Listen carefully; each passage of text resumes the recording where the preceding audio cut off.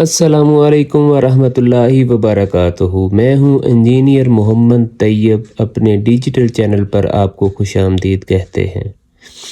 آج کا ہمارا موضوع خلافت و ملوکیت میں امام ابو یوسف رحمۃ اللہ علیہ کی کتاب الخراج۔ قاضی ابو یوسف رحمۃ اللہ علیہ کو ہارون الرشید کی ذات میں ایک ایسا خلیفہ ملا تھا جو متضاد صفات کا مجموعہ تھا۔ وہ بیک وقت ایک تند مزاج سپاہی بھی تھا، ایک عیاش پسند بادشاہ بھی، اور ایک خدا ترس دیندار بھی۔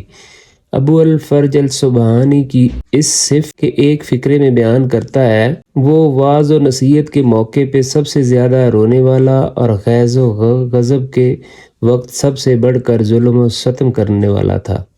امام ابو یوسف رحمۃ اللہ علیہ نے اپنے کمال فراست و تدبر سے اس کے کمزور پہلوؤں کو چھیڑے بغیر اس کی فطرت کے دینی پہلو کو اپنی علمی و اخلاقی اثر سے متاثر کرنا شروع کیا، یہاں تک کہ ایک وقت ایسا بھی آیا کہ جب اس نے خود انہیں اس کام پہ مجبور کر دیا وہ سلطنت کے لیے ایک کتاب آئین مرتب کریں تاکہ آئندہ اسی کے مطابق ملک کا انتظام کیا جائے۔ یہی کتاب الخراج کا سبب تالیف تھا، جس کے امام موصوف نے اس کے دیباچے میں بیان کیا۔ امام امیر المومنین ایدہ اللہ تعالیٰ نے مجھ سے یہ چاہا ہے کہ میں ان کے لیے ایک جامع کتاب تیار کروں جس کے مطابق خراج، عشور، صدقات اور جزیوں کی تحصیل میں اور دوسرے ان معاملات میں عمل کیا جائے جن کے انتظام و انصرام کی ذمہ داری ان پر ہے۔ انہوں نے کچھ امور کے متعلق سوالات بھی مجھ سے کیے ہیں جن کا تفصیلی جواب چاہتے ہیں تاکہ آئندہ ان امور میں اس پہ عمل درآمد ہو سکے۔ کتاب میں جگہ جگہ انہوں نے ہارون الرشید کے بھیجے ہوئے ان سوالات کے جو حوالے دیے ہیں، ان کو دیکھنے سے گمان ہوتا ہے کہ غالباً یہ ایک سوال نامہ تھا جو حکومت کے سیکریٹریٹ کی طرف سے اہم دستوری، قانونی اور انتظامی اور بین الاقوامی مسائل کے بارے میں مرتب کیا گیا تھا، تاکہ وزارت قانون سے اس کا واضح جواب حاصل کر کے مملکت کا ایک مستقل ضابطہ بنا دیا جائے۔ کتاب کے نام سے بظاہر یہ دھوکہ ہوتا ہے کہ صرف خراج یعنی کہ ریونیو ہی اس کا موضوع ہے، لیکن دراصل وہ مملکت کے قریب تمام معاملات پہ بحث کرتی ہے۔ اب ہم اس کی دوسری تفصیلات کو چھوڑ کے صرف اس مضامین کا جائزہ لیں گے کہ وہ مملکت کے اصولی تصور نظام کا کیا پیش کرتی ہے۔ خلافت راشدہ کی طرف رجوع۔ سب سے پہلے چیز جو پوری کتاب کو بغور پڑھنے سے نمایاں طور پر آدمی کے سامنے آتی ہے وہ یہ ہے کہ امام ابو یوسف رحمۃ اللہ علیہ خلیفہ کو بنی امیہ و بنی عباس کے کیسر و کسریٰ کی روایات سے ہٹا کر ہر پہلو سے خلافت راشدہ کی روایات کے اتباع کی طرف لے جانا چاہتے ہیں۔ انہوں نے اگرچہ کہیں یہ ذکر نہیں کیا کہ وہ اپنے پیش روؤں کی روایات چھوڑ دیں، لیکن کسی جگہ انہوں نے بھولے سے بھی بنی امیہ کو تو درکنار خود ہارون الرشید کے باپ دادا کے طرز عمل اور فیصلوں کو بھی نظیر کی حیثیت سے پیش نہیں کیا۔ ہر معاملے میں وہ یا تو قرآن و سنت سے استدلال کرتے ہیں یا پھر نظائر لاتے ہیں۔ تو ابو بکر رضی اللہ تعالیٰ عنہ، عمر رضی اللہ تعالیٰ عنہ، حضرت عثمان رضی اللہ تعالیٰ عنہ اور حضرت علی رضی اللہ تعالیٰ عنہ کے دور حکومت سے اور بعد کے خلفاء میں سے اگر کسی کے اعمال کو انہوں نے نظیر بنایا ہے تو المنصور یا المہدی سے نہیں بلکہ بنی امیہ کے خلیفہ عمر بن عبد العزیز رحمۃ اللہ علیہ ہیں۔ اس کے صاف معنی یہ ہے کہ سلطنت عباسیہ کا یہ آئین سلطنت مرتب کرتے وقت انہوں نے عمر بن عبد العزیز کے 2.5 سال کو مستثنی کر کے حضرت علی رضی اللہ تعالیٰ عنہ کی وفات سے لے کر ہارون الرشید کے زمانہ تک تقریباً 132 سال کی حکومت کے پورے رواج و تعامل کو نظر انداز کر دیا۔ یہ کام اگر کسی حق گو فقیہ نے محض وعظ و نصیحت کے طور پہ بالکل غیر سرکاری حیثیت میں کیا ہوتا تو اس کی کوئی خاص اہمیت نہ تھی، لیکن یہ دیکھتے ہوئے کہ اس کی بہت بڑی اہمیت ہو جاتی ہے، اسے ایک چیف جسٹس اور وزیر قانون نے اپنی پوری سرکاری حیثیت میں خلیفہ وقت کے سپرد کردہ ایک خدمت انجام دیتے ہوئے کیا تھا۔ نمبر 2، حکومت کا تصور۔ کتاب کے آغاز میں ہی وہ خلیفہ کے سامنے حکومت کا تصور پیش کرتے ہیں۔ وہ ان کے الفاظ یہ ہیں کہ اے امیر المومنین، اللہ تعالیٰ نے جو حمد و ثنا کا ایک مستحق ہے، آپ پر ایک بڑے بھاری کام کا بار ڈالا ہے، اس کا ثواب سب سے بڑا اور اس کی سزا سب سے زیادہ سخت ہے۔ اس نے اس امت کو سربراہی آپ کے سپرد کی اور آپ شب و روز ایک خلق کثیر کے لیے تعمیر کرتے ہیں۔ اس نے آپ کو ان کا رامی بنایا ہے، ان کی امامت آپ کے حوالے کی ہے، ان کے ذریعے آپ کو آزمائش میں ڈالا ہے اور ان کے معاملات چلانے کی ذمہ داری آپ کو سونپ دی ہے، جو تعمیر خوف خدا کے سوا کسی اور چیز کے نہ کی جائے، اور کچھ دیر نہیں ٹھہرتی کہ اللہ اسے جڑ سے اکھاڑ کر اس پر گرا دیتا ہے، جو اس کا بنانے والا، اس سے تعمیر میں اس کی مدد کرنے والا ہو۔ راہیوں کو اپنے رب کے سامنے اسی طرف حساب دینا ہے جس طرح دنیا میں کوئی چراہا گلے کے مالک کو حساب دیتا ہے۔ ٹیڑھی راہ نہ چلیے کہ آپ کا گلا ٹیڑھا چلنے لگے۔ تمام لوگوں کو خدا کے قانون میں یکساں رکھیے، خواہ آپ سے قریب ہوں یا دور۔ کل خدا کے حضور آپ اس طرح حاضر نہ ہوں کہ آپ زیادتیاں کرنے والوں میں سے ہوں، کیونکہ یوم الدین کا حاکم لوگوں کے فیصلے ان کے اعمال کی بنا پر کرے گا، نہ کہ مرتبوں کی بنا پر۔ اس سے ڈریے کہ آپ اپنے گلے کو ضائع کریں اور گلے کا مالک اس کا پورا پورا بدلہ آپ سے لے۔ اس کے بعد وہ پوری کتاب میں جگہ جگہ ہارون الرشید کو یہ احساس دلاتے ہیں کہ وہ ملک کا مالک نہیں بلکہ اصل مالک کا خلیفہ ہے۔ اگر وہ امام عادل بنے تو بہترین انجام دیکھے گا، اور امام ظالم بن کر رہے تو بدترین عذاب سے دوچار ہوگا۔ ایک جگہ وہ اسے حضرت عمر رضی اللہ تعالیٰ عنہ کا یہ قول سناتے ہیں کہ کوئی حق والا بھی اس دنیا میں اس مرتبے کو نہیں پہنچا ہے کہ خدا کی نافرمانی میں اس کی اطاعت کی جائے۔ نمبر 3 ہے جی روح جمہوریت۔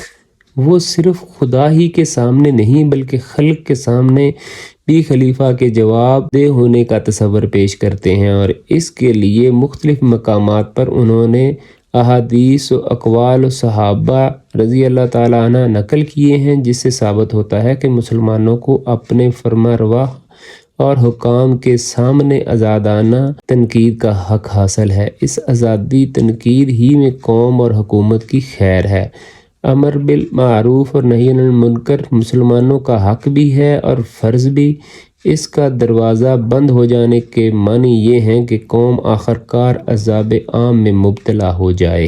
فرما روا میں اتنا تحمل ہونا چاہیے کہ وہ حق بات سنے، اس کے تند خوار بے برداشت ہونے سے بڑھ کر ضرور رساں کوئی چیز نہیں۔ مسلمانوں کو حق ہے کہ رعیت کے جو حقوق فرما روا پر از روئے شروع عائد ہوتے ہیں اور عوام کے مال کی جو امانتیں اس کے سپرد ہیں، ان پر اس سے محاسبہ کریں۔ خلیفہ کے فرائض۔ انہوں نے خاص طور پر خلیفہ کے جو فرائض بیان کیے ہیں وہ یہ ہیں کہ حدود اللہ کو قائم کرنا، حقداروں کے حقوق ٹھیک ٹھاک تحقیق کر کے ان کو دلوانا، صالح حکمرانوں کے دستور العمل کو جس ماضی کی ظالم حکومتوں نے ترک کر دیا تھا زندہ کرنا، ظلم کو روکنا، عوام کی شکایات کو تحقیق کے بعد رفع کرنا، اللہ کے احکامات کے مطابق لوگوں کو طاعت کا حکم دینا اور مصیبت سے روکنا، خدا کے قانون کو اپنے اور غیر سبب پر یکساں نافذ کرنا، اس بات کی پرواہ نہ کرنا کہ اس کی رد کس پر پڑتی ہے، جائز طور پر لوگوں سے محاصل لینا اور جائز راستوں پر انہیں خرچ کرنا۔ مسلم شہریوں کے فرائض۔ دوسری طرف وہ اپنے حکمران کے معاملے میں مسلمانوں کے جو فرائض بتاتے ہیں وہ یہ ہیں: ان کی اطاعت کرنا اور نافرمانی نہ کرنا، ان کے خلاف ہتھیار نہ اٹھانا، ان کو برا بھلا نہ کہنا، ان کی سختیوں پر صبر کرنا، ان کو دھوکہ نہ دینا، ان کے ساتھ سچے دل سے خیر خواہی برتیں، ان کے برائیوں سے روکنے کی کوشش کریں۔ بیت المال۔ بیت المال کو وہ بادشاہ کی ملکیت کی بجائے خدا اور خلق کی امانت قرار دیتے ہیں، اور خلیفہ کو متعدد مواقع پر حضرت عمر رضی اللہ تعالیٰ عنہ کے وہ اقوال سناتے ہیں جن میں انہوں نے کہا کہ حکومت کے خزانے کی حیثیت خلیفہ کے لیے ایسی ہے جیسے کہ ولی یتیم کے لیے یتیم کے مال کی حیثیت ہوتی ہے۔ اگر وہ غنی ہو تو اسے قرآن کی ہدایت کے مطابق مال یتیم میں سے کچھ نہ لینا چاہیے اور فی سبیل اللہ اس کی جائیداد کا انتظام کرنا چاہیے۔ اور اگر وہ حاجت مند ہو اور معروف طریقے سے اتنا حق خدمت لینا چاہیے جسے ہر شخص جائز تسلیم کرے۔ وہ حضرت عمر رضی اللہ تعالیٰ عنہ کے اس طرز عمل کو بھی خلیفہ کے سامنے نمونے کے طور پہ پیش کرتے ہیں کہ وہ بیت المال سے خرچ کرنے میں اس سے بھی زیادہ جز رسی برتتے تھے جتنی کوئی شخص اپنے مال سے خرچ کرنے پر برتتا ہے۔ اس سلسلے میں وہ اس واقعے کا ذکر کرتے ہیں کہ حضرت عمر رضی اللہ تعالیٰ عنہ نے کوفہ کے قاضی، امیر اور افسر مالگزاری مقرر کرتے ہوئے تینوں کے خاندانوں کی خوراک کے لیے روزانہ 1 بکری دینے کا حکم دیا، اور ساتھ ہی یہ بھی کہا کہ جس زمین سے روز 1 بکری افسروں کے لیے لی جائے وہ تو جلدی برباد ہو جائے گی۔ وہ خلیفہ سے یہ بھی کہتے ہیں کہ اپنے حکام کو سرکاری مال ذاتی استعمال میں لانے سے روک دے۔ ضرب محاصل کے اصول۔ ٹیکس عائد کرنے کے بارے میں جو اصول وہ بیان کرتے ہیں وہ یہ ہیں کہ لوگوں کے صرف زائد اور ضرورت اموال پر ٹیکس عائد کیا جائے، ان کی رضامندی میں ان بار بار دباؤ نہ ڈالا جائے، کسی پر اس کی قوت برداشت سے زیادہ دباؤ نہ ڈالا جائے، مالداروں سے لیا جائے اور غریب طبقوں پر خرچ کیا جائے۔ محاصل کی تشخیص اور ان کی شرح کے تعین میں اس بات کا پورا خیال رکھا جائے کہ اس وقت لوگوں کا خون نہ چوس لے۔ تحصیل میں ظالمانہ طریقوں سے کام نہ لیا جائے۔ از روئے قانون مقرر کیے ہوئے محاصل کے سوا کسی قسم کا ناجائز ٹیکس نہ حکومت لے، نہ مالکان زمین اور اپنے عالموں کو لینے دے۔ جو ذمی المسلمان ہو جائیں ان سے جزیہ نہ لیا جائے۔ اس سلسلے میں خلفائے راشدین کے طرز عمل کو بطور نمونہ نظیر پیش کرتے ہیں۔ مثلاً حضرت علی رضی اللہ تعالیٰ عنہ کا یہ واقعہ کہ انہوں نے اپنے عامل کو عوام کے سامنے ہدایت دیتے ہوئے کہا، ان سے پورا خراج وصول کرنا، ذرا رعایت نہ کرنا مگر علیحدگی میں بلا کر۔ اس سے سخت ہدایت کی کہ خبردار کسی کو مار پیٹ نہ کرنا یا دھوپ میں کھڑا کر کے خراج وصول نہ کرنا، نہ ایسی سختی کرنا کہ وہ سرکاری واجبات ادا کرنے کے لیے اپنے کپڑے یا برتن جانور بیچ ڈالنے پر مجبور ہو۔ اور حضرت عمر رضی اللہ تعالیٰ عنہ کا یہ طریقہ کہ وہ اپنے افسران بندوبست پر جرأ کر کے یہ اطمینان کر لیتے تھے کہ کاشتکاروں پر مالگزاری تشخیص کرنے میں ان کی کمر توڑ دینے سے اجتناب کیا جائے، اور جب کسی علاقے کے محاصل آتے ہیں تو عوام کے نمائندوں کو بلا کر گواہیاں لی جاتی تھی کہ کسی مسلمان یا ذمی مزارع پر ظلم ڈھا کر تحصیل نہیں بنائی گئی۔